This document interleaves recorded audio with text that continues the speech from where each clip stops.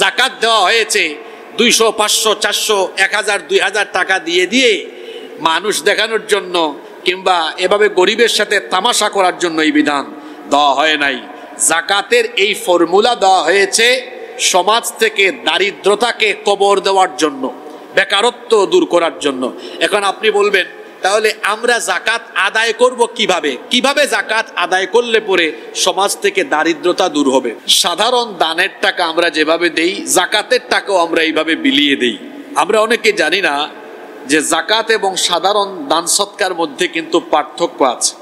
আমি মৌলিক 4টি পার্থক্য আপনাদের সামনে তুলে ধরি। নাম্বার 1, 1 নাম্বার, ইসলাম নির্দিষ্ট কিছু সম্পদের উপরে জাকাতকে আবশ্যক করেছে, যেমন স্বর্ণ, রৌপ্য, ব্যবসার পণ্য, গবাদি পশু অর্থাৎ উট, গরু, ছাগল, ভেড়া এবং ফসলের জাকাত হিসাবে দেওয়া হয়েছে উশরের বিধান। এবং এর প্রত্যেকটা সম্পদের নির্দিষ্ট নেসাব থাকলে পরে আপনার উপরে জাকাত ফরজ হবে। কিন্তু সাদাকা কোনো সম্পদের উপরে আবশ্যক নয়, বরং এটার ক্ষেত্রে মানুষ নির্দিষ্ট না করে যা খুশি দান করতে পারে। 2, জাকাতের জন্য কিছু শর্ত আছে, যেমন বর্ষপূর্তি, হাউলানিল হাউল, বর্ষ পূরণ হওয়া, তারপরে আপনার যে সম্পদ আছে এই সম্পদটাও নিসাব পরিমাণ হওয়া। কিন্তু সৎকার ক্ষেত্রে এই ধরনের কোনো শর্ত নেই, আপনি বরং বছরের যে কোনো সময়ে দান সৎকা করতে পারবেন। কিন্তু জাকাত তো আপনার উপর ফরজ হবে তখন, সেই সম্পদ আপনার কাছে 1 বছর থাকবে যখন। নাম্বার 3 নম্বর, জাকাতের নির্ধারিত খাত রয়েছে, যেমন কোরআনুল কারীমে জাকাতের খাত সম্পর্কে বলা হয়েছে 8টি খাতে জাকাত দেওয়া যায়। কিন্তু সাধারণ দান সৎকা আপনি এই 8 খাতে দেওয়ার পাশাপাশি বাহিরেও অন্যান্য খাতেও আপনি জাকাত দিতে পারবেন। আপনাদেরকে একটা উদাহরণ দেই, যেমন সাধারণ দানের টাকা মসজিদ নির্মাণে, মাদ্রাসা নির্মাণে দেওয়া যায়, কিন্তু জাকাতের টাকা আপনি মসজিদ মাদ্রাসা নির্মাণে দিতে পারবেন না। তাহলে সাধারণ দান আর জাকাতের মধ্যে পার্থক্য আছে না নাই? অবশ্যই আছে। আপনি জাকাতের টাকা কিন্তু মসজিদ নির্মাণে, জাকাতের টাকা আপনি মসজিদের ফ্যান লাগানোতে, জাকাতের টাকা আপনি মসজিদের এসি লাগানোতে, মাদ্রাসার বিল্ডিং নির্মাণে দিতে পারবেন না। কারণ জাকাতের খাত আল্লাহ কর্তৃক নির্ধারিত 8 খাতের বাহিরে জাকাত দেওয়া যাবে না। কিন্তু দান আপনি 8 খাতে দিতে পারবেন, 8 খাতের বাহিরেও দিতে পারবেন। নাম্বার 4 নাম্বার, কোন ব্যক্তির উপরে যদি জাকাত ফরজ থাকা অবস্থায় সেই ব্যক্তি মারা যায়, তাহলে তার উত্তরাধিকারদের উপর দায়িত্ব আসবে ওই ব্যক্তির পক্ষ থেকে জাকাত আদায় করা। কিন্তু সদকাতে এমন করা লাগে না যে কোনো ব্যক্তি মারা গেল আর ওই ব্যক্তির পক্ষ থেকে সদকা করা বাধ্যতামূলক, এরকম কোনো বাধ্যবাধকতা ইসলাম আরোপ করে নাই। আপনি করতে পারবেন, কোনো নিষেধ নাই, কিন্তু এটাকে আবার বাধ্যতামূলকও করে দেওয়া হয় নাই। কিন্তু জাকাত যদি কারো উপর ফরজ হয় আর সে তার সম্পদের জাকাত না দিয়ে মারা যায়, তার উত্তরাধিকারদের দায়িত্ব হলো যে সেটা কি করবে, জাকাতটা তার তরফ থেকে আদায় করবে। তাহলে দান, সাধারণ সদকা আর জাকাতের মধ্যে পার্থক্য আছে না নাই?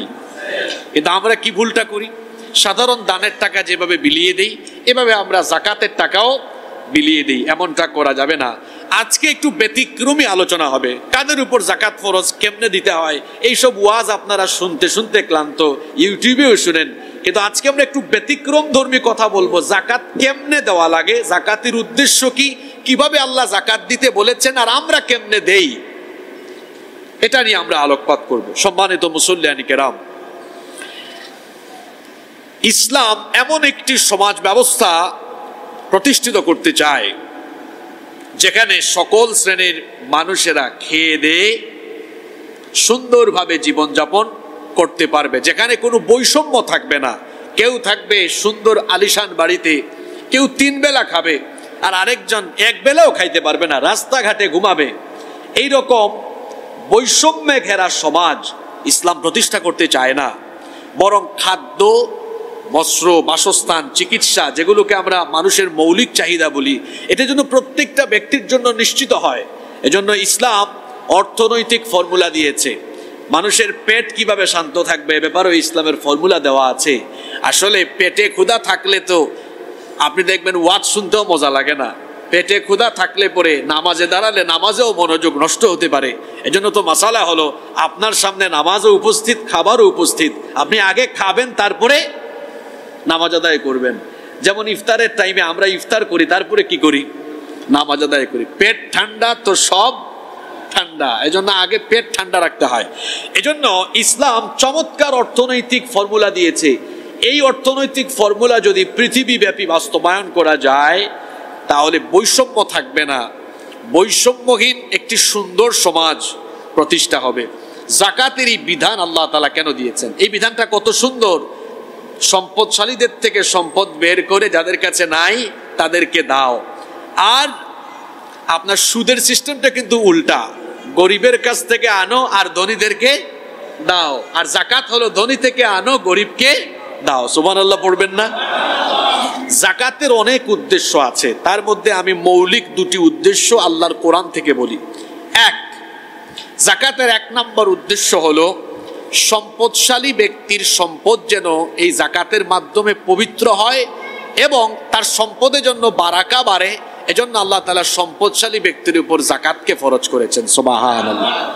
এজন্য রব্বুল আলামিন কোরআনুল কারীমের 9 নম্বর সূরা সূরাতুত তাওবা এর 103 নম্বর আয়াতে বলছেন, খুয মিন আমওয়ালিহিম সাদাকাতান তুতাহহিরুহুম ওয়া তুযাক্কিহিম বিহা ইলা আখিরিল আয়া। হে নবী, আপনি তাদের থেকে সম্পদের সাদাকা, এখানে সাদাকা শব্দটি যাকাত অর্থে ব্যবহার হয়েছে, আদায় করেন আর তাদের সম্পদকে আপনি পবিত্র করার ব্যবস্থা করেন, যাতে এর মাধ্যমে তাদের সম্পদ পবিত্র হয়। আমাদের সম্পদ অর্জন করতে গিয়ে ত্রুটি বিচ্যুতি থাকতে পারে, তো আমরা যখন যাকাত আদায় করব, এখানে ত্রুটি বিচ্যুতি আবার মাঝখান দিয়ে অনেকে আবার ভুল ব্যাখ্যা নিয়ে যায় না, বুঝছি যে হারাম পন্থায়ও যদি সম্পদ কামায় যাকাত দিয়ে এটা পবিত্র হয়ে যাবে, এমন ভুল অপব্যাখ্যা করার কোনো সুযোগ নাই। হারাম তো হারামই। আমি বলেছি আমাদের কোনো গাফলতি থাকলে পরে আমরা যখন যাকাত আদায় করি, পুরো সম্পদটা এর মাধ্যমে যিনি পবিত্র করে দেন এবং এই সম্পদে যিনি বরকত আরো বাড়িয়ে দেন তিনি কে? 2 নম্বর উদ্দেশ্য হলো আল্লাহ যাকে সম্পদশালী বানিয়েছেন, আপনার এই সম্পদে আপনার পরিবার পরিজন নিকটাত্মীয়দের হক এর পাশাপাশি অভাবী এবং বঞ্চিতদের একটা হক অংশ রেখে দিয়েছেন কে? মনে রাখবেন, আপনার যে এত টাকা পয়সা ব্যাংকে জমিয়ে রেখেছেন, এত সোনা রূপা, এত পরিমাণ অর্থবিত্ত, এগুলিতে কিন্তু বহু অভাবী, বহু অসহায়, মিসকিন, ফকির, এদের একটা অংশ এখানে আছে। এদের অংশ আপনি এদেরকে দেন, আপনি তাদেরকে ডেকে এনে দিবেন, তাদের ঠেকা পড়ে নাই, বরং ঠেকায় পড়েছেন আপনি। কারণ আপনি তাদেরকে দিলে পরে তারা এটা গ্রহণ করলে আপনি দায় মুক্তি পাবেন, কিন্তু তাদের অংশ তাদেরকে না দিলে কিয়ামতের দিন আসামি হয়ে দাঁড়াতে হবে কার সামনে? আল্লাহ তাআলা কোরআনে কারীমের 51 নম্বর সূরা সূরাতুয যারিয়াতের 19 নম্বর আয়াতে বলছেন, ওয়া ফি আমওয়ালিহিম হাক্কুল লিসাইলি ওয়াল মাহরুম, তাদের সম্পদে অভাবী এবং বঞ্চিতদের হক রয়েছে। তাদের মানে কাদের? সম্পদশালীদের। সম্পদের মধ্যে অভাবীদের, বঞ্চিতদের হক আছে, তাদের হক তাদেরকে ফিরিয়ে দিতে হবে। আচ্ছা, আপনার কাছে কেউ যদি টাকা পায়, তাকে আপনার দিয়ে দেওয়া আপনার কি দায়িত্ব নয়? আপনার সম্পদে তাদের পাওনা আছে, আপনাকে মনে রাখতে হবে। সম্পদশালী ব্যক্তি যারা, মনে রাখতে হবে আপনার অনেক পাওনাদার আছে। এই পাওনাদারকে আপনি বলবেন, হুজুর এরা তো তারা আমার কাছে পাওনাদার থাকে কেমনে? আমি তো তাদের থেকে ধার আনি নাই। আপনার সম্পদে আল্লাহই তাদের জন্য একটা অংশ রেখে দিয়েছেন, এটা তার কাছে পৌঁছে দিতে হবে। কিন্তু আমরা এই জায়গায় কাজ করি উল্টা। আমরা পৌঁছে না দিয়ে আমরা কি করি? তাদেরকে ডেকে আনি। অনেক সম্পদশালী ব্যক্তি তো আছেন, পত্রিকায় বিজ্ঞপ্তি দেন, পাহাড়তলির অমুক চৌধুরী সাহেবের বাড়িতে আগামী 17 রমজানে যাকাত দেওয়া হবে, আগ্রহীদেরকে আসার জন্য আহ্বান করা হলো। তারপরে গরিব মানুষ এসে দাঁড়ালো, লাইন ধরলো, ঠেলা ঠেলি গুতাগুতিতে কত মানুষ আহত হলো। আর চৌধুরী সাহেব এসে 200 টাকা, 300 টাকা, 500 টাকা করে এভাবে বিলাতে লাগলেন। এটা যাকাতের নামে গরিবের সাথে তামাশা ছাড়া আর কিছুই না। এই তামাশা করার অধিকার কে আপনাকে দিয়েছে? গরিব মানুষ ঠেকছে নাকি আপনার বাড়িতে? আপনার অফিসে যাবে, আপনি ঠেকছেন। আপনি গরিবের বাড়িতে যাবেন, আপনি বাড়িতে গিয়ে তারপরে বিনয়ের সাথে বলবেন, ভাই আমাকে বাঁচাও, কারণ আমার সম্পদে তোমার হক আল্লাহ রেখে দিয়েছেন, দয়া করে এটা গ্রহণ করো আর আমাকে জাহান্নাম থেকে বাঁচার কাজে সাহায্য করো। সুবহানাল্লাহ। আপনি উল্টা তাকে ডেকে এনে গরিবের সাথে তামাশা করেন। আপনার এটা যদি গরিব না নেয়, ঠেকবে গরিব না আপনি। কথা বুঝেন নাই? আপনি মনে মনে ভাবতেছেন, কে বলছে হুজুর আমি ঠেকবো? না নিলে তো গরিব ঠেকবে, ওর তো পয়সা নাই। আর আপনার জন্য যে জাহান্নামের আগুন আর ফেরেশতার মায়ের রেডি, ওটা তো আপনি বুঝতেছেন না। আপনারটা নিলে পরে আপনি বাঁচবেন, আপনি ঠেকায় পড়ছেন, গরিব ঠেকায় পড়ে নাই। এজন্য গরিবের সাথে এই তামাশা বন্ধ করুন। অভাবী এবং বঞ্চিতদেরকে তাদের হক তাদের বাড়ি বাড়ি গিয়ে সসম্মানে দিয়ে আসুন। সে ঠেকায় পড়ে নাই যে আপনার মতো খান সাহেব, লাট সাহেব, চৌধুরী সাহেবের বাড়িতে আর অফিসে এসে তারপরে নিবে। এই তামাশা গরিবের সাথে বন্ধ করতে হবে। তারপরে 2, যাকাতের নামে আরো একটা তামাশা আছে। ইতিমধ্যে বিভিন্ন মার্কেটে আমি দেখতে পেয়েছি ব্যানার টানানো হয়েছে, আমাদের দোকানে যাকাতের শাড়ি লুঙ্গি পাওয়া যায়। তার মানে হলো বাজারের সবচাইতে ফালতু শাড়ি আর সবচাইতে ফালতু লুঙ্গিটা এই দোকানে পাওয়া যায়, যেটা একবার পরিধান করার পরে আর দ্বিতীয়বার পরিধান করা যায় না। এখানে সুস্পষ্ট ভাবে আরেকটি বিষয় বলে রাখি, ইসলামী আইন প্রণেতাগণ এই বিষয়ে একমত। যাকাতের নামে যারা মানুষকে শাড়ি লুঙ্গি বিতরণ করে, এদের যাকাত আদায় হয় না।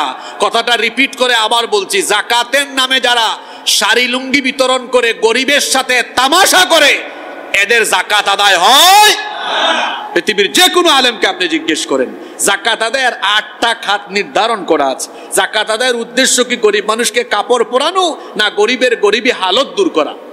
যাকাতের উদ্দেশ্য হলো দারিদ্রতা বিমোচন করা, কর্মসংস্থান সৃষ্টি করা। আর আপনি কি আরেকজনকে কাপড় পরাচ্ছেন, আপনি না হয় আজকে তারে একটা লুঙ্গি দিলেন, এই লুঙ্গি 2-4-5 দিন 1-2 মাস পরে যদি ছিঁড়ে যায়, আরেকটা লুঙ্গি পাওয়ার জন্য কি সে আগামী বছর পর্যন্ত কাপড় ছাড়া ওয়েট করবে নাকি? আপনি বরঞ্চ একজন ব্যক্তির বেকারত্ব দূর করে দেন, লুঙ্গি আপনি কিনা লাগবে না। তার বেকারত্ব না থাকলে, সচ্ছলতা থাকলে পরে সারা বছরই সে কাপড় পরিধান করে থাকতে পারবে। এজন্য যাকাতের উদ্দেশ্য গরিব মানুষকে শাড়ি লুঙ্গি বিতরণ করে গরিবের সাথে তামাশা করা নয়, বরং যাকাতের উদ্দেশ্য হলো অসচ্ছলকে সচ্ছল বানানো, বেকারকে অর্থনৈতিকভাবে সচ্ছল করা, গরিবের গরিবী হালত দূর করে দেওয়া। এজন্য খবরদার, যাকাতের নামে শাড়ি লুঙ্গি বিতরণ করে মানুষের সাথে তামাশা করবেন না। যদি কাউকে কখনো হাদিয়া দেন, গিফট করেন, এই ক্ষেত্রে ইসলামী শরীয়তের নীতিমালা হলো নিজের জন্য যা পছন্দ করেন আপনি আপনার আরেক মুসলমান ভাইয়ের জন্য তা পছন্দ করবেন। নিজে পরেন খুব ভালো মানের লুঙ্গি, আর গরিবকে দেওয়ার সময় দেন এমন এক লুঙ্গি এটা একবারও পরা যায় না। আপনি কি মানুষের সাথে তামাশা করেন নাকি? আপনি দিবেন তো তাকে সম্মানের সাথে দিবেন, নিজে যেটা ব্যবহার করেন ওইটা দেন, ওইটা সে পেলে খুশি হয়ে যাবে। আপনি একটা আতর ব্যবহার করেন, এই আতরটা আরেকজনকে দেন, এই যে এই আতরটা আমি নিজে ব্যবহার করি, আমার খুব পছন্দের, আমি আপনাকে দিলাম। দিয়ে দেখেন না সে কতটা আনন্দিত হয়, কতটা খুশি হয়। মানুষকে দেওয়ার মধ্যে, হাদিয়া দেওয়ার মধ্যে, তারপরে 2 হাতকে একটু প্রসারিত করে দেওয়ার মধ্যে একটা আনন্দ আছে না নাই? যারা হাত গুটিয়ে রেখেছে কিপটামি করে, এটা এরা বুঝবে না, বরং খরচ করার মধ্যেও মাঝে মাঝে কি আছে? আনন্দ আছে। এই জন্য তো আল্লাহ রাসূল হাদিসে বলেছেন, তাহাদু তাহাব্বু, হাদিয়া দাও আর ভালোবাসা পরস্পরের মধ্যে বৃদ্ধি করো। সুবহানাল্লাহ। আপনি দেখবেন কাউকে কখনো গিফট করলে সে খুশি হয়, উভয়ের মধ্যে একটা আন্তরিকতা সৃষ্টি হয়। এজন্য হাদিয়া দেওয়াও সুন্নত, নেওয়াও সুন্নত। সম্মানিত মুসল্লিয়ানি কেরাম, তাইলে যাকাত কিন্তু হাদিয়া না, মনে রাখতে হবে। যাকাত হলো ফরজ, যাকাত ফরজ বিধান। জোরে বলেন তো, যাকাত কি বিধান? যাকাত দেওয়া হয়েছে 200, 500, 400, 1000, 2000 টাকা দিয়ে মানুষ দেখানোর জন্য, কিংবা এভাবে গরিবের সাথে তামাশা করার জন্য এই বিধান দেওয়া হয় নাই। যাকাতের এই ফর্মুলা দেওয়া হয়েছে সমাজ থেকে দারিদ্রতাকে কবর দেওয়ার জন্য, বেকারত্ব দূর করার জন্য। এখন আপনি বলবেন, তাহলে আমরা যাকাত আদায় করব কিভাবে? কিভাবে যাকাত আদায় করলে পরে সমাজ থেকে দারিদ্রতা দূর হবে? আপনাদের মনোযোগ আছে তো? সচরাচর এই আলোচনাগুলো সকল মসজিদে, তারপরে আপনি বিভিন্ন মাহফিল, সেমিনারে এগুলো এভাবে আলোচনা হবে না। জন্য আগে ভাগেই বলেছি, আজকের আলোচনা কিছুটা একাডেমিক এবং অনেকটা ব্যতিক্রমী কিছু কথাবার্তা হবে, আপনারা একটু খেয়াল করে শুনবেন, প্রয়োজনে গুরুত্বপূর্ণ কথাবার্তা নোট করে নিতে পারেন যাতে করে আপনি কাজে লাগাতে পারেন। কিভাবে জাকাত দিলে পরে দারিদ্রতা দূর হয়। আমি এখানে দুই আঙ্গিকে দুই রকমের উদাহরণ দিব। কয়টা উদাহরণ দিব? প্রথমে একটা উদাহরণ দেই। মনে করেন এই পাহাড়তলি এলাকার একজন বিরাট শিল্পপতি, উনি উনার সম্পদের 2.5% হিসাব করে দেখলেন, ওনার তো হাজার হাজার কোটি টাকা, বিরাট বড় শিল্পপতি। এখন দেখলেন, মনে করেন আমি একটু সংখ্যাটা কমায় বলি তাইলে আপনাদের বুঝতে সুবিধা হবে। এক ব্যক্তির কাছে 5 লক্ষ টাকা তার এবারে জাকাত আসলো। কয় লক্ষ টাকা? আপনারা সবাই আমার সাথে কথা বলবেন, কয় লক্ষ? দেখুন, এই 5 লক্ষ টাকা 500 জন ব্যক্তির মধ্যে জন প্রতি 1000 করে বন্টন করা যাবে। কতজনকে বললাম? না, 1000 জনকে। 1000 জনকে জন প্রতি কত করে দেওয়া যাবে? 500 করে। আপনি যদি 5 লক্ষ টাকা জন প্রতি 1000 করে দেন তাহলে মোট কতজনকে দেওয়া যাবে? 500 জনকে দেওয়া যাবে। হিসাব ভুল হয়েছে নাকি? 1000 টাকা করে হবে, ভুল করেছি আমি। দেখেন, 5 লক্ষ টাকা, 5 লক্ষ টাকা আপনি যদি 1000 করে দেন, 1000 করে দেন, তাহলে আপনি অনেক মানুষকে দিতে পারবেন। ধরেন 2 লক্ষ টাকা, আপনি যদি 2 লক্ষ টাকা জন প্রতি 500 করে দেন, খেয়াল করে শুনবেন কিন্তু, ঝিমাবেন না কেউ। কিভাবে জাকাত দিয়ে দারিদ্রতা দূর করা যায়। 2 লক্ষ টাকা কোনো ব্যক্তির উপরে জাকাত আসলো। এখন এই 2 লক্ষ টাকা তিনি চাইলে জন প্রতি 500 করে দিলে মোট 400 জন মানুষকে দেওয়া যাবে। কিন্তু আপনারা বলেন তো, এই যে 400 জন মানুষকে 500 টাকা করে বিলিয়ে দিল, এর মাধ্যমে কি এই লোকদের দারিদ্রতা দূর হয়ে যাবে? সর্বোচ্চ এক বেলা খেতে পারবে, পরের বেলা আর খাওয়া নাই। কিন্তু এই 2 লক্ষ টাকা 500 করে 400 জন মানুষকে না দিয়ে যদি মাত্র 3-4 জনকে এভাবে দেওয়া যায়, 12 কোয়ার্টারের একজন দরিদ্র মানুষ, পরিবার চলে না, ভাই এদিকে আসেন, এনে একটা রিক্সা কিনে দিলেন। এখন এই ব্যক্তিকে রিক্সা কিনে দিলে তার পরিবারটা চলার মতো ব্যবস্থা হবে কি হবে না? 12 কোয়ার্টারের একজন বিধবা মহিলা, স্বামী মারা গিয়েছেন, 2-3টা বাচ্চা আছে, এই মহিলার পরিবার চলে না। এই বিধবা বোনকে এনে একটা ছোট্ট একটা সেলাই মেশিন কিনে দিলেন। এখন কি এই বোনের পরিবারটা চলার ব্যবস্থা হবে কি হবে না? আরো একজনকে এনে আপনি একটা ছোট্ট দোকান বা একটা ভ্যান, এরকম ছোটখাটো কিছু, অথবা যে কোনো কুটির শিল্প, উৎপাদনমুখী একটা কুটির শিল্পের ব্যবস্থা করে দিলেন, মানে ছোট্ট খামার করে দিলেন, অল্প কিছু টাকা লাগবে। তাহলে বলেন তো, তার পরিবার চলার মতো পরিস্থিতি হবে কি হবে না? আমি আরো যদি সংক্ষেপে বলি যে 2 লাখ টাকা 2 জনকে দেন, 2টা গরিব পরিবারকে 1 লাখ, বলেন আগামী বছর এরা কি আর জাকাত খাওয়ার পরিস্থিতি এদের থাকবে? থাকবে? আপনি 400 জনকে 500 করে দিয়ে 2 লক্ষ টাকা নষ্ট করবেন, এরা সারা জীবন জাকাত খাবে। আর 2 লক্ষ টাকা 2 জনকে বা 3 জনকে দেন, এই পরিবারগুলো আর আগামী বছর জাকাত খাওয়ার পরিস্থিতিতে থাকবে না।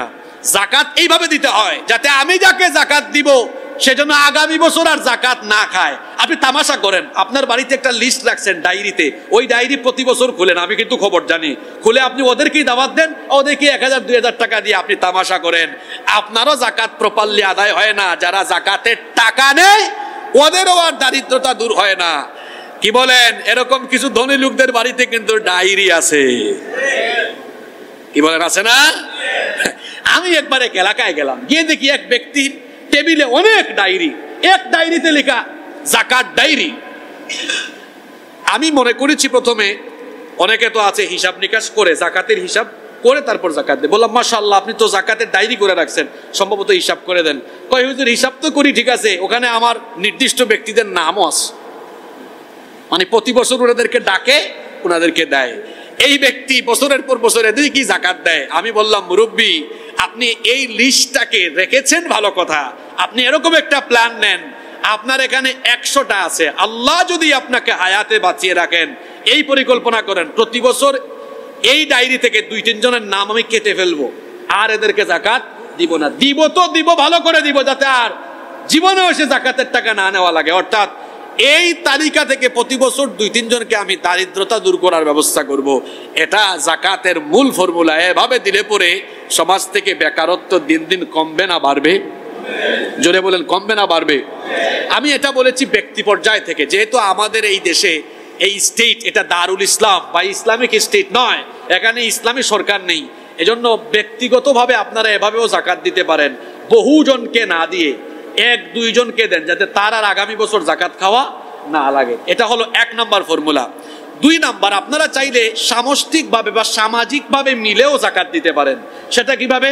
আপনারা 20 জন 30 জন ফ্রেন্ড সার্কেল মিলে বলেন, দোস্ত আমরা চলো জাকাত আলাদা আলাদা না দিয়ে সবার জাকাতের টাকা একসাথে করি। সবার জাকাতের টাকা একসাথে করে 10 লক্ষ টাকা আপনারা 10 জন 12 জনকে দেন। 10-12 জনকে দিয়ে এই 10-12 জনের যেন বেকারত্ব দূর হয়ে যায়, এরকম একটা ব্যবস্থা করেন। তাহলে বলেন তো, এই 10-12 লক্ষ টাকা হাজার হাজার মানুষকে না দিয়ে 10-12 জন মানুষকে দেওয়ায় উপকার আছে না নাই? আর জাকাতটা মূলত আদায় করতে হয় রাষ্ট্রীয়ভাবে, দিতেও হয় রাষ্ট্রীয়ভাবে। এজন্য আল্লাহ তাআলা কোরআনে কারীমে সূরা হজের মধ্যে বলেছেন, আল্লাযীনা ইম্মাক্কান্নাহুম ফিল আরদি আকামুস সালাতা ওয়া আতাউজ যাকাতা ওয়া আমারু বিল মা'রুফি ওয়া নাহাউ আনিল মুনকার ওয়ালিল্লাহি আকিবাতুল উমুর। আল্লাহ তাআলা বলছেন, আর মুমিনদেরকে আমি যদি রাষ্ট্র ক্ষমতা দান করি, তাহলে 1 নম্বরে তারা সালাত কায়েম করবে, 2 নম্বরে তারা জাকাত আদায় করবে। 2 নম্বরে তারা কি আদায় করবে? জাকাত আদায় করবে। অর্থাৎ তাদের জাকাতের একটা তহবিল থাকবে। এই বাংলাদেশে যদি ইসলামী রাষ্ট্র প্রতিষ্ঠা হয়, আপনারা চান কি চান না? আল্লাহ যেন করে দেন, বলেন আমিন। তাহলে এই দেশের নতুন একটি মন্ত্রণালয় খোলা হবে। সেই মন্ত্রণালয়ের নাম হবে জাকাত মন্ত্রণালয়, জাকাত মিনিস্ট্রি। সেখানে ইসলামী অর্থনীতিতে বিশেষজ্ঞ ওলামা মাশায়েখগণ সেই মন্ত্রণালয় করবেন। এই দেশে যারা মুসলমান আছেন প্রত্যেকের সম্পদের হিসাব মন্ত্রণালয়ের অধীনে চলে যাবে। বছর শেষে যাদের উপর জাকাত ফরজ, মোবাইলে SMS চলে আসবে যে মুহতারাম, আপনার তো এই বছর এত টাকা জাকাত এসেছে, আমাদের সংশ্লিষ্ট উপজেলা অফিসে অথবা সংশ্লিষ্ট অফিসে, আপনার নিকটস্থ অফিসে গিয়ে আপনার জাকাতের টাকা পরিশোধ করে আসুন। এখন জাকাত দাতাগণ চলে গেলেন অফিসে, যার যার এলাকায় নিকটস্থ অফিসে গিয়ে টাকা জমা করলেন।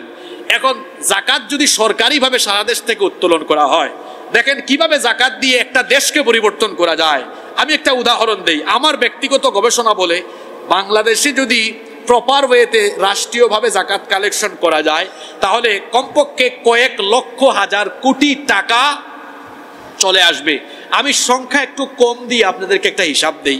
মনে করেন এই 2025 সালে যদি গভর্নমেন্ট জাকাত রাষ্ট্রীয়ভাবে কালেকশন করে, আর সেই পরিমাণটা যদি হয় 1,40,000 কোটি টাকা, 1,40,000 কোটি টাকা, এই টাকা দিয়ে দেখেন এক বছরে কত লক্ষ পরিবারকে দেখেন সচ্ছল বানানো যায়। আপনার রাষ্ট্রীয় কোষাগারে জমা পড়লো 1,40,000 কোটি টাকা। এবার আপনি জাকাত মন্ত্রণালয় থেকে সারা দেশে অডিট করে 70 লক্ষ বেকার যুবককে আনেন। আমার দেশে বেকারের অভাব নাই, মাস্টার ডিগ্রি পাশ করে চাকরি পায় না, ঘোরাঘুরি করে অভাবে আছে, অনটনে আছে, অনেক ভালো রেজাল্ট, তারপরে চাকরি নাই। থাকবে কেমনে? কারণ কর্মক্ষেত্র কম, কিন্তু আপনার আবেদনকারীর সংখ্যা হলো তার থেকে অনেক বেশি, চাকরি দেওয়া যায় না। 70 লক্ষ বেকার যুবককে মন্ত্রণালয়ে আনেন। কত লক্ষ? আপনারা ঘুমাই গেছেন নাকি? আজব তথ্য দিচ্ছি। কত লক্ষ? 70 লক্ষ যুবক ছেলেকে এনে প্রত্যেকের হাতে মন্ত্রণালয়ের 2 লক্ষ টাকার চেক তুলে দেন। কয় লাখ টাকা? মোটামুটি একটা অ্যামাউন্ট হয়েছে না? আরে গ্রামে 2 লাখ টাকা হইলে একটা হাঁসের খামার, মুরগির খামার ছোট্ট করে করা যায়। তারপরে অনেক কুটির শিল্প আছে, অনেক উৎপাদনমুখী কাজ, যেমন চাল তৈরি, মুড়ি তৈরি, এগুলা করতে বেশি টাকা লাগে না। এই ধরনের ছোট ছোট কাজ করা যায়। আর গরিব মানুষ 2 লক্ষ টাকা পাইলে সে মনে করবে এটা তার কাছে 2 কোটি টাকার মতো। আপনি 2 লক্ষ টাকা করে যদি 70 লক্ষ মানুষের হাতে দেন, দেখি হিসাব নিকাশে অভ্যস্ত কেমন বলেন দেখি। 70 লক্ষ গুণ 2 লক্ষ সমান কত হয়? হ্যাঁ, 1,40,000 কোটি টাকা। আপনার কাছে তহবিলে আসছিল কত? 1,40,000 কোটি টাকা। যদিও পরিমাণে আমার গবেষণা বলে তার চেয়ে আরো 2-3 গুণ বেশি তোলা যাবে। এখন 1,40,000 কোটি টাকা 70 লক্ষ যুবককে দিলেন, কয় লক্ষ করে? জোরে বলেন। আপনারা ফাঁকে দিয়ে বলতে পারেন হুজুর অনেক গরিব মানুষ এটা নিয়ে খায় ফেলবে, কাজে লাগাবে না। এত সোজা? মন্ত্রণালয় থেকে বলা হবে প্রত্যেকটা উপজেলা থানায় থানায় আমাদের অডিট অফিসার আসে। অডিট অফিসার গিয়ে সপ্তাহে সপ্তাহে বা মাসে কয়েকদিন পর্যবেক্ষণ করবে এটা আপনি খায়া দেয়া শেষ করেন না কাজে লাগা। এখন যদি পর্যবেক্ষণে রাখা হয়, আপনারা বলেন 1 বছরে জাকাতের টাকা 200 টাকা 500 টাকা করে না ছিটাইয়া এই পদ্ধতিতে যদি কাজে লাগানো হয়, তাহলে রাষ্ট্রীয়ভাবে 1 বছরে কত লক্ষ পরিবারকে স্বাবলম্বী করা গেল? হ্যাঁ, যারা বললেন তারা ঠিক ছিলেন, যারা বলেন না এরা ঘুমায় গেছিল। কত লক্ষ? জোরে বলেন, কত লক্ষ? এবার আপনারা আমাকে বলেন, এই পদ্ধতিতে যদি বাংলাদেশে একটানা 10 বছর রাষ্ট্রীয়ভাবে জাকাত আদায় করে রাষ্ট্রীয়ভাবে বন্টন করে বেকারত্ব দূরীকরণে কাজে লাগানো হয়, এখন 2035 সালে হারিকেন দিয়ে বাংলাদেশের কোনো কোনায় কানায় একজন গরিব মানুষ আপনি খুঁজে বের করতে পারবেন না। এই মসজিদ থেকে আজকে আমি চ্যালেঞ্জ করলাম। 1971 সালে বাংলাদেশ স্বাধীন হওয়ার পরে 2025 সাল, 54 বছর ধরে আপনারা বিভিন্ন রাজনৈতিক দল বাংলাদেশে রাজনীতি করেন, আর গরিব মানুষের সামনে নির্বাচনের আগে বক্তব্য দেন আমরা ক্ষমতায় গেলে দারিদ্রতা দূর করব, ক্ষুধামুক্ত দেশ গঠন করব। 54 বছর ধরে আপনারা মানুষকে এরকম বক্তৃতা দিয়ে দিয়ে আশা দিয়ে মানুষকে নিরাশ করেছেন। ক্ষুধামুক্ত দারিদ্রতা মুক্ত দেশ আপনারা গঠন করতে পারেন নাই। আপনারা ব্যর্থতার পরিচয় দিয়েছেন। 54 বছর ধরে যারা এই দেশে রাজনীতি করেন প্রত্যেকেই ব্যর্থতার পরিচয় দিয়েছেন। এজন্য আমরা বলবো একবার বাংলাদেশের দায়িত্ব আমাদের আলেমদের হাতে তুলে দেন। আমরা চ্যালেঞ্জ করছি 10 বছরে বাংলাদেশকে আমরা বদলে দিব। কোন ফর্মুলায়? এটা চাপাবাজি করলাম না ফর্মুলা বলে দিলাম? আমি ফর্মুলা বলে দিয়েছি। এই ফর্মুলা অ্যাপ্লাই করলে বলে 10 বছরে বাংলাদেশে একজন গরিব মানুষ আপনি আর খুঁজে বের করতে পারবেন না। নির্বাচনের আগে যারা ফাঁকা বুলি মারে, যারা গরিব মানুষের সামনে গিয়ে বলে আমরা ক্ষমতায় গেলে দারিদ্রতা থাকবে না, অভাব অনটন থাকবে না, এরাই ক্ষমতায় গিয়ে সবার আগে দরিদ্র আর গরিব মানুষের রক্ত চুষে খায়। এজন্য আমরা বলবো এই বাংলাদেশের প্রত্যেকটি মানুষকে বলবো 54 বছর ধরে আপনারা বহু কিছু দেখেছেন, অন্তত পেটের শান্তির জন্য, অর্থনৈতিকভাবে সচ্ছল হওয়ার জন্য মানুষের তৈরি করা আইনকে লাথি দিয়ে বঙ্গোপসাগরে করে ফেলে আল্লাহর কোরআনের আইনকে পার্লামেন্ট পর্যন্ত নিয়ে যেতে হবে। জাকাতের এই ফর্মুলা দেওয়া হয়েছে সমাজ থেকে দারিদ্রতাকে কবর দিয়ে সমাজের মানুষকে সচ্ছল বানানোর জন্য। যেহেতু এখনো বাংলাদেশে ইসলামী রাষ্ট্র প্রতিষ্ঠা হয় নাই, সেজন্য আমি অনুরোধ করব আপনাদেরকে এবছর যারা জাকাত দিবেন ব্যক্তি পর্যায় থেকে দিলেও এমন ভাবে দিবেন যাতে মানুষের দারিদ্রতা দূর হয়। আর যদি দেখেন আপনার অ্যামাউন্ট কম, অল্প স্বল্প আসছে, এটা দিয়ে কারো দারিদ্রতা দূর হবে না, তাহলে সামষ্টিকভাবে কয়েকজন মিলে এই কাজটা করেন। আমি ব্যক্তিগতভাবে এই কাজটা করি।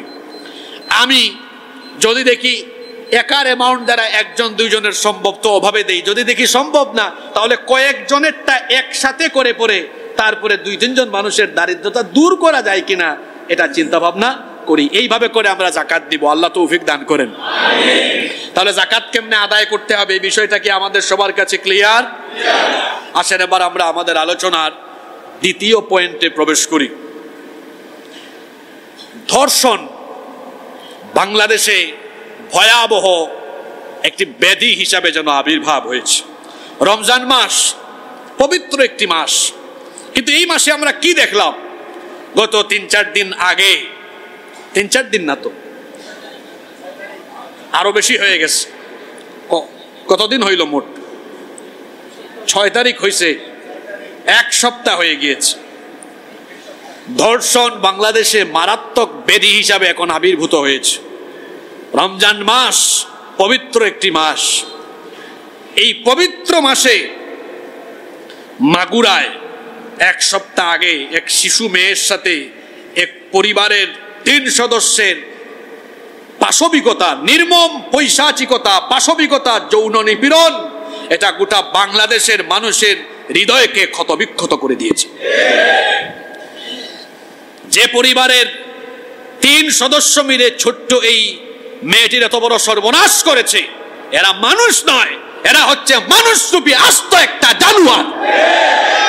আমি আরো অবাক হয়েছি দেশের বিচার ব্যবস্থা দেখে।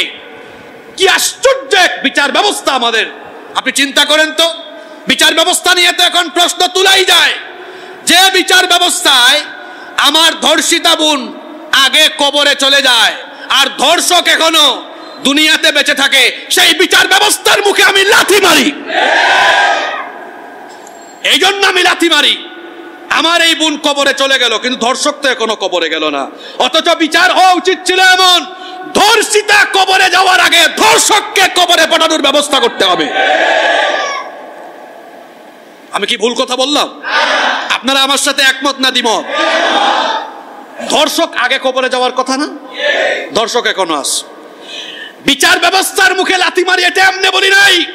মুনিয়া হত্যা হয়েছে, ওই যে আনবীর, বসুন্ধরার আনবীর এখনো কিন্তু আছে, এখনো কিন্তু আছে। এইরকম করে ওই যে তনু, মনে আছে আপনারা তনুর কথা?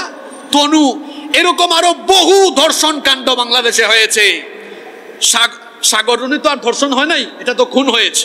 আমি ধর্ষণের ঘটনার কথা বলছি, তবে এখানে খুনের ঘটনাও অ্যাড করা যায়। ইসলামে তো খুনের বিধান, হত্যার বদলে হত্যা করো, মৃত্যুদণ্ড দাও। অনেক খুনি, ওই যে সাগররুনির হত্যার এখনো কোনো বিচারই হয় নাই। সাগররুনি, তাছাড়া দেখেন 8 মাস হয়ে গিয়েছে ফ্যাসিবাদের সাথে যারা যুক্ত ছিল, যারা হাজার হাজার মায়ের বুক খালি করেছে, সেই সকল খুনিদের বিচার এখনো বাংলাদেশে হয় নাই। কিছু সংখ্যক লুট বের হয়েছে, যারা এখন নির্বাচনের জন্য উতলা হয়ে গিয়েছে। আশ্চর্য কথা, 7-8 মাস আগে সে তার বাসায় থাকতো না, লুকিয়ে লুকিয়ে সে পালিয়ে বেড়াতো। এখন ওই যে বলে না, যাদের উশিল্লায় সিন্নি খাইলো তাদেরকে চিনলো না। যাদের ত্যাগের বিনিময়ে আমি আপনি স্বাধীনভাবে কথা বলার সুযোগ পাচ্ছি, আমার সেই সকল ভাই বোনদের তাজা জীবন যারা ঝরিয়েছে, সেই সকল হত্যাকারীদের বিচার হবে আগে, নির্বাচন হবে পরে। যারা এদের বিচার চাইবে না, এরা হলো এই বাংলাদেশের কুখ্যাত নিমক হারাম। বিচার আগে, অন্যান্য কিছু পরে। আমি তো অবাক, আপনাদের কেমন লাগে আমি জানি না, আমি বড় নীরব হয়ে গেছি। আপনারাও অনেকে প্রশ্ন তুলতে পারেন যে হুজুর আগে অনেক গরম গরম বক্তৃতা দিত, আমি কিন্তু এই গত কয়েকদিন ধরে নীরব হয়ে আছি, কারণ বিরক্ত হয়ে গিয়েছি এই ব্যবস্থার উপরে। কেন ব্যবস্থা? আমার বিরক্ত হওয়ার মূল কারণ হলো, এত মাস হয়ে গেল সবকিছু নিয়ে মানুষ ব্যতিব্যস্ত হয়ে গিয়েছে, অথচ যাদের কারণে স্বাধীনভাবে আজকে চলাফেরা কথাবার্তার সুযোগ পেল, তাদের হত্যাকাণ্ডের বিচারের ব্যাপারে সবাইকে দল মত ধর্ম বর্ণ ভুলে গিয়ে ঐক্যবদ্ধ হওয়া দরকার ছিল। কিন্তু আমরা কি ঐক্যবদ্ধ হতে পেরেছি? আমরা যদি ঐক্যবদ্ধ হতে পারতাম, তাহলে 3-4 দিন আগে কি শাহবাগের কয়েকটা মুরুখ এসে কুক করার সুযোগ পেত নাকি শাহবাগে? হ্যাঁ, আমাদের দুর্বলতার কারণেই তো শাহবাগীদের আস্ফালন বেড়েছে। আমরা বলতে চাই, শাহবাগীদের আস্ফালন বাড়লে পরে শাপলা চত্বরওয়ালারা আরো কয়েক গুণ শক্তি নিয়ে এই বাংলাদেশে শাহবাগীদের কবর রচনা করবে। সাবধান হয়ে যাও, সাবধান হয়ে যাও। এই বাংলাদেশে আর কখনো ফ্যাসিবাদকে মাথা উঁচু করে দাঁড়াতে দেওয়া হবে। আমি বলছিলাম, বিচার ব্যবস্থা নিয়ে আমরা বড় সন্দিহান। এই যে ছোট্ট শিশু মাগুরার, এই ছোট্ট শিশুর সাথে যা হয়েছে, হৃদয়টা ক্ষতবিক্ষত হয়ে গিয়েছে। মানুষ কিভাবে এতটা অমানবিক হতে পারে? মানুষ কিভাবে পশুর চাইতেও এত জঘন্য হতে পারে? আপনারা চিন্তা করেন, মানুষ কতটা খারাপ হলে পরে একই পরিবারের বাপ বেটা, স্বামী শ্বশুর ভাসুর মিলে একটা ছোট্ট মেয়ের উপরে এইরকম নিপীড়ন চালায়। এরা কি মানুষ না পশু? আমি তো বলবো পশু না, এরা পশুর চেয়েও খারাপ। আমি গতকাল ফেসবুকে দেখলাম যে এদের পক্ষে নাকি আইনজীবী, উকিল ও অ্যাডভোকেটও নাকি দাঁড়িয়েছে। আমি ওই উকিল, ওই আইনজীবীর বিবেক নিয়ে আমি বড় সন্দিহান সে আসলে মানুষ না অন্য কিছু। একজন অপরাধীর পক্ষে উকালতি করা, একজন অপরাধীর পক্ষে দাঁড়ানো, যে ব্যক্তি অপরাধীর পক্ষে দাঁড়ায় সেও অপরাধী। মানুষ দেখলাম কোন দুলাইও দিয়েছে, একদম পাক্কা কাজ করেছে। অপরাধীর পক্ষে দাঁড়ানো এটা কোনো সচেতন বা ভালো মানুষের কাজ হতে পারে। মাগুরায় যে ঘটনা ঘটেছে, আমি সরকারকে বলবো আপনাদের এই সব আইন কানুন এটার উপরে আমাদের তেমন একটা ঈমান নাই। এমনিতে আমরা যারা আলেম উলামা বা আমরা যারা কোরআনওয়ালা, আমরা মানুষের তৈরি করা আইনে বিশ্বাসী নই, আমরা আল্লাহর আইনে বিশ্বাসী। আমরা কার আইনে বিশ্বাসী? আমরা আল্লাহর আইনে বিশ্বাসী। আমরা বলবো এই ধর্ষণের শাস্তি আল্লাহর আইন দিয়ে করেন। দেখবেন বাংলাদেশে যতগুলা লুচ্চা আর বদমাশ আছে, এক শাস্তি দেখে একদম তারের মতো সোজা হয়ে যাবে। ইসলামী শরিয়ায় ধর্ষণের শাস্তি হলো মৃত্যুদণ্ড। ইসলামী শরিয়ায় ধর্ষণের শাস্তি কি? মৃত্যুদণ্ড। আপনাদের বানানো আইনে অনেক ধর্ষক এখন রাজার হালতে বুক ফুলিয়ে বীরের মতো বাহিরে ঘোরাফেরা করে, এমন বহু নজির আমি দেখাতে পারবো, আপনারাও পারবেন। কিন্তু আল্লাহর আইনে যদি ধর্ষকের বিচার করা হয় অবশ্যই তার মৃত্যুদণ্ড হবে। একজন ধর্ষককে জনসম্মুখে মৃত্যুদণ্ড দিয়ে দেখেন, রজম করে দেখেন, দেখবেন দেশে যত বদমাশ টাইপসের লোক আছে সব একদম এক শাস্তি দেখেই সোজা হয়ে যাবে। এসব কাজ করার চিন্তা মাথায় আসার আগে 100 বার ভাববে, বাবারে এইটা করলে পরে আমার পরিণতি যে কত ভয়াবহ হতে পারে। এমনিতেই এই কাজে যাওয়ার আগে 100 বার চিন্তা ভাবনা করবে। সম্মানিত মুসল্লিয়ানি কেরাম, আমি এখানে আরো কয়েকটি কারণ আপনাদের সামনে তুলে ধরি। বাংলাদেশে গত কয়েক বছর ধরে ধর্ষণ এত মারাত্মক আকার ধারণ করেছে কেন? এর 7টি কারণ আপনাদের সামনে আমি তুলে ধরি। 1, দ্রুত বিচার এবং জনসম্মুখে কঠিন শাস্তির বিধান না থাকার কারণে এই ধর্ষণ দিন দিন বেড়ে চলেছে। ধর্ষকদের বিচার জনসম্মুখে করা দরকার। আল্লাহ তাআলা সূরা নূরের 2 নম্বর আয়াতের শেষাংশে বলছেন, ওয়ালা তাখুযকুম বিহিমা রাফাতুন ফি দীনিল্লাহি ইন কুনতুম তুমিনুনা বিল্লাহি ওয়াল ইয়াউমিল আখির। যদি তোমরা আল্লাহ এবং আখিরাত দিবসের উপর বিশ্বাস করো তাহলে বেবিচারী ধর্ষক এদের শাস্তি দেওয়ার বেলায় যেন তোমাদের অন্তরে কোনো দয়া মায়া কাজ না করে। ধর্ষকদেরকে জনসম্মুখে প্রকাশ্যে শাস্তি দেন তো। প্রকাশ্যে শাস্তি দিলে দেখবেন এই অপরাধ কমবে না বাড়বে? জোরে বলেন, কমবে না বাড়বে? আপনারা বলেন বাংলাদেশে কি ধর্ষকদের যথোপযুক্ত বিচার হয়? সরকারকে বলবো এই মাগুরার ঘটনায় এই পরিবারের যারা জড়িত প্রত্যেককে দ্রুত ট্রাইব্যুনালে তাড়াতাড়ি বিচার করে প্রত্যেককে ফাঁসির কাস্টে ঝুলাইয়া মৃত্যুদণ্ড নিশ্চিত করতে হবে।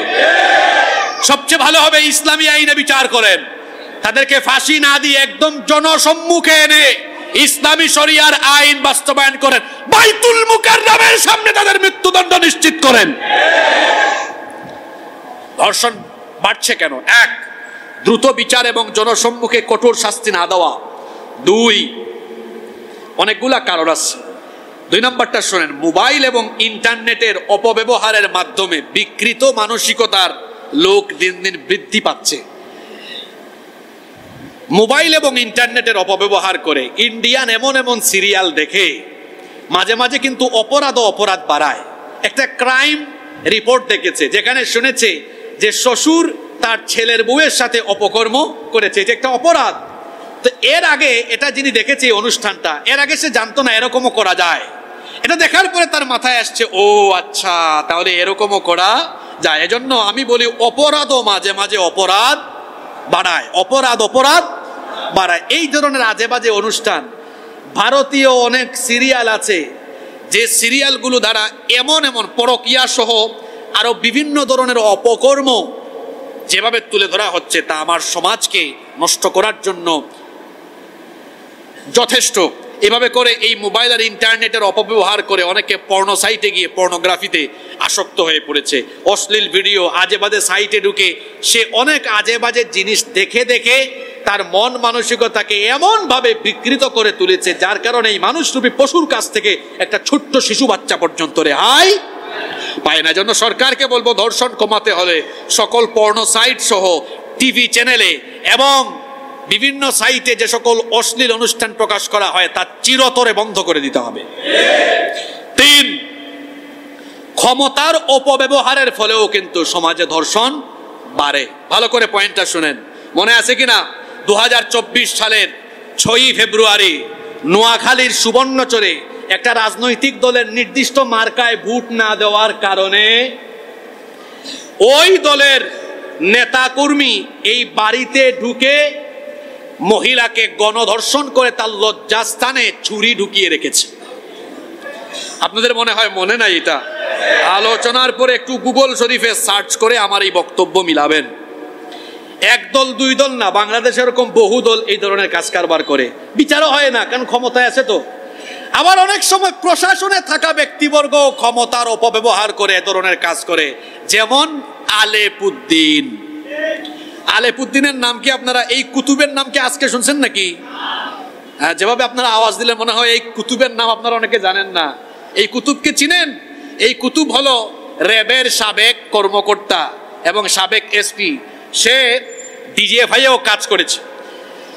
এই লোকটা বিভিন্ন জায়গায় জঙ্গিবাদের নাটক করে নিরীহ মানুষকে ধরে এনে তারপরে তাদের স্ত্রীদেরকে পর্যন্ত ব্ল্যাকমেইল করতো। আপনারা দেখবেন বিভিন্ন টিভি চ্যানেলে এবং আপনারা দেখবেন পত্রপত্রিকায় আলেপের নামে রিপোর্ট এসেছে। আলেপুদ্দিন, এই আলেপ একজনকে ধরে নিয়েছে, তার নামে একটা দুইটা নয়, এরকম বহু অভিযোগ আছে।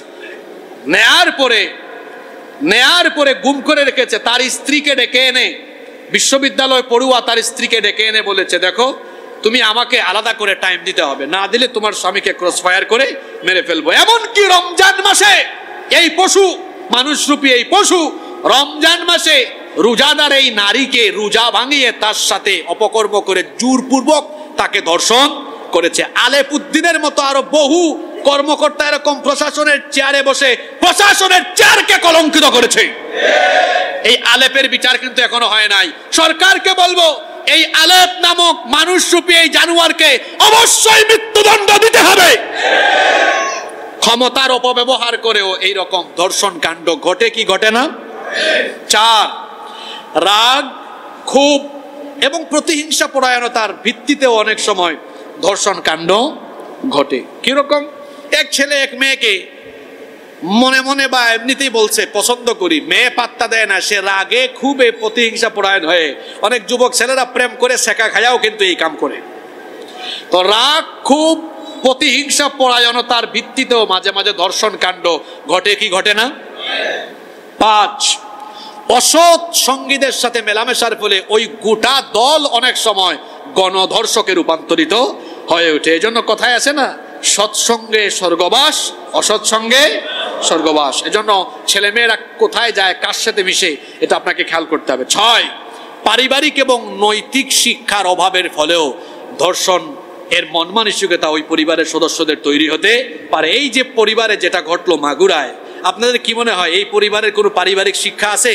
মানে বাপ বেটা মিলে এই কাম করে কেমনে? হ্যাঁ, পারিবারিক শিক্ষা আছে? পারিবারিক শিক্ষা এবং নৈতিক শিক্ষার অভাবে অনেক সময় মানবিক মূল্যবোধের অবক্ষয় ঘটে, মনুষ্যত্ব বিলোপ পায়। নাম্বার 7, 7 নাম্বার হলো মাদকের আরো একটি কারণ হলো, 7 নাম্বার ধর্ষণের আরো একটি কারণ হলো মাদক এবং নেশাজাত দ্রব্যের ব্যাপকতার ফলে মাদকাসক্ত নেশাগ্রস্ত লোকেরাও অনেক সময় সেন্সলেস হয়ে এরা অনেক সময় ধর্ষণের মতো মারাত্মক অপকর্মে জড়িত হয়ে যায়। এই যে 7টি মৌলিক কারণ বলেছি, এর বাইরে আরো অনেক কারণ আছে, কিন্তু আপনারা বলেন তো যে 7টি মৌলিক কারণের কথা বললাম ধর্ষণের জন্য, এগুলো দায়ী কি দায়ী না? সরকারকে বলবো, এবং শুধু সরকারের একার আসলে দায় না। যেমন এই যে মাগুরার যে ঘটনা ঘটেছে, আপনি এখন আমি দেখলাম ফেসবুকে অনেকে বলতেছে ইউনূস সরকার দায়ী। ইউনূস সরকারকে গিয়ে বলছে নাকি যে তোমরা বাপ বেটা মিলে এই কাম করো? জোরে বলেন, করছে? ইউনূস সরকারকে আপনি দায়ী করতে পারবেন এইভাবে যে সরকার এখন বাংলাদেশে অভ্যুত্থান পরবর্তী সরকার, আপনি বিপ্লবী হয়ে উঠুন, আগের আইন বাদ দিয়ে এখন ধর্ষক যারা হয়েছে নতুন করে আইন আপনারা তৈরি করুন, যাতে করে শরিয়া আইনে এই ধর্ষকদের বিচার করা যায়। আপনি বিচার ব্যবস্থা নিয়ে তাকে দায়ী করতে পারেন, কিন্তু ধর্ষণের জন্য আপনি দিয়ে দিলেন একেবারে ইউনূস সাহেবকে দোষ। বোঝা গেছে আপনার কথায় যে ইউনূস সাহেব ডেকে এনে বলছে ওই বাপ বেটাকে যাও না তোমরা এই কামটা করো। ইন্না লিল্লাহি ওয়া ইন্না ইলাইহি রাজিউন। আপনি বিচার ব্যবস্থা নিয়ে বলতে পারেন। তো উনি তো আসছেন 6-7 মাস হয়েছে, এর আগে যে আরো বিভিন্ন সময়ে সরকার ছিল তাদের সময়ও তো কি আওয়ামী লীগ কি বিএনপি সব সরকারের আমলেই কিন্তু দেখা গিয়েছে ওই যে আমাদের বিচার ব্যবস্থাটা দুর্বল থাকায় বিচার যথাসময়ে দ্রুত সময়ে হয় না। এজন্য এই আইনের পরিবর্তন করতে হবে। সরকারকে আমরা বলবো এই আইনের পরিবর্তন ঘটান, আর আমরা পারিবারিক এবং সামাজিকভাবে সচেতন হয়ে উঠব। এই মন মানসিকতার মানুষ আমরা যেখানেই পাবো, অপরাধীকে আমরা ধরে ফেলবো এবং সমাজ থেকে আমরা এই অপকর্ম, সমাজ থেকে আমরা এই ঘৃণ্য কাজকে প্রতিরোধ আমরা করবার জন্য ঐক্যবদ্ধভাবে কাজ করব ইনশাআল্লাহ। আমার তো আরো একটি পয়েন্ট বলার বাকি ছিল, সেটা আমি পরবর্তীতে সময় পেলে বলবো ইনশাআল্লাহ, কারণ আজকে আমাদের জরুরি আরো কিছু কথা আছে। আমাদের একটি পয়েন্ট বাকি আছে, রমজান মাস হলো জিহাদের মাস, এটা আমরা সময় পেলে পরবর্তীতে বলবো ইনশাআল্লাহ। তাহলে আজকে আমরা কয়টা পয়েন্টের উপর আলোচনা করলাম? যাকাত আদায়ের যে ফর্মুলা বললাম, আমরা এই ফর্মুলার ভিত্তিতে যাকাত আদায় করবো ইনশাআল্লাহ। আর ধর্ষণের ব্যাপারে আমরা সবাই সম্মিলিত হয়ে ঐক্যবদ্ধভাবে আমরা এর বিরুদ্ধে অবস্থান করবো ইনশাআল্লাহ। আলোর পথে 24 24 ঘন্টা শুধু ইসলাম প্রচার।